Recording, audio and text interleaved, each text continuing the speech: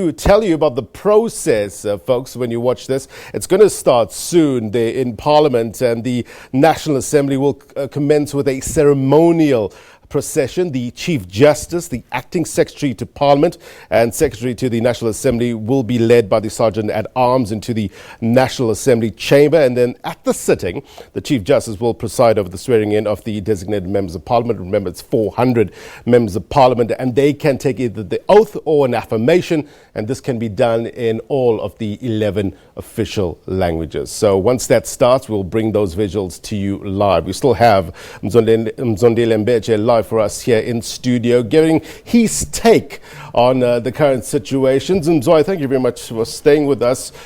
We know about the increase in terms of seats from the EFF, the Freedom Front Plus, the IFP. We heard from them now. What sort of change dynamics are you expecting within Parliament this time around? Oh, well, in terms of change, I think I am expecting more noise, let's say, from the Reds in the main, because they've increased quite substantially. And then, of course, other parties like the Freedom Front Plus and IFP have also increased. Yeah. But in terms of really the substance of everything, not much. Remember, the ANC has still got the overwhelming majority. Yeah.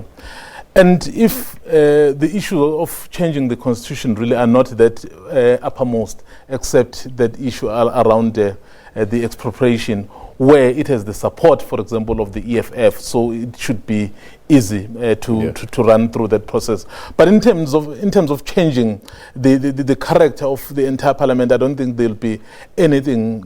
Remember, the ANC still has the majority. Yeah, and these nominations that are likely to come up from the DA with regards to the Speaker, it's unlikely to change things much because of the majority of the ANC. Yes, but I think what they basically, the DA also wants to test is the ANC really united? Are they of the same mind? Because this voting is done secretly. Yeah. So if you then put forward your candidate, you just want to see, are they going to vote all of them for their candidate? So, but in the event there's that split, so they can perhaps go back to say, well, in future, maybe let's calculate better, and then we may just have it. So you say it's a smart move?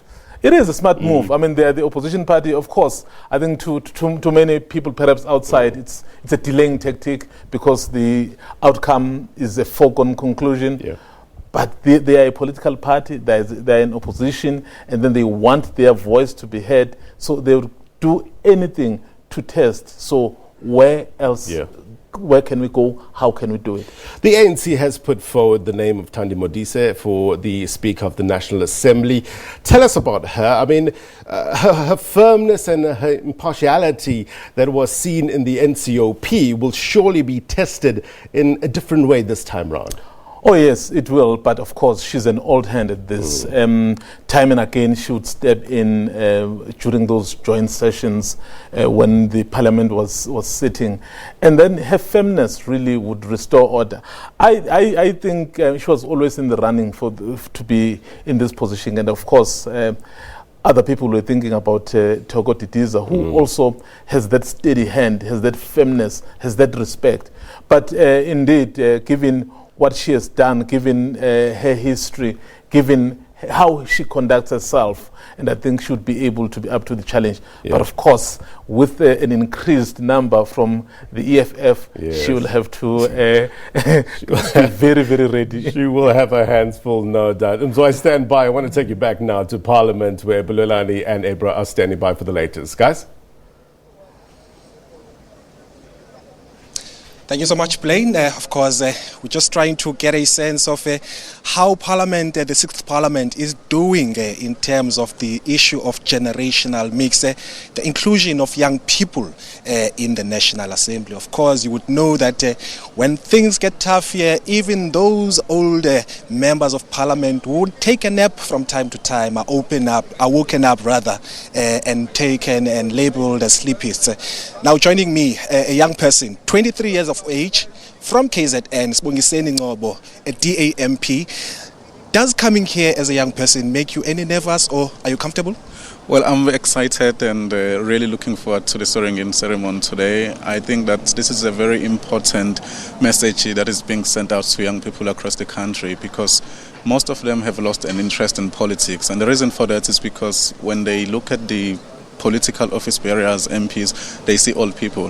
I think it's important that as young people we get involved, because at the end of the day we are the future of this country. So I'm really excited and really looking forward to being part of this great team, the DA Caucus, that seeks to build one South Africa for all and bring everyone together. For a person watching at home, they would be asking, how did you get here at such a young age?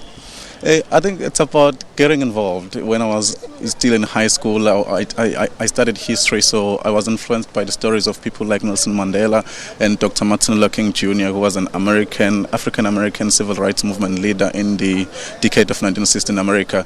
So their stories, they motivated me because they wanted to bring everyone together, everyone from all walks of life together, and saying, let us have a one future. Let us build a future together and not be divided along racial lines. So that is what animated me and made me join politics, and certainly the Democratic Alliance. Before I let you go, if there is one issue that's very close to your heart that you'd like to champion here in the parliament, what would that be?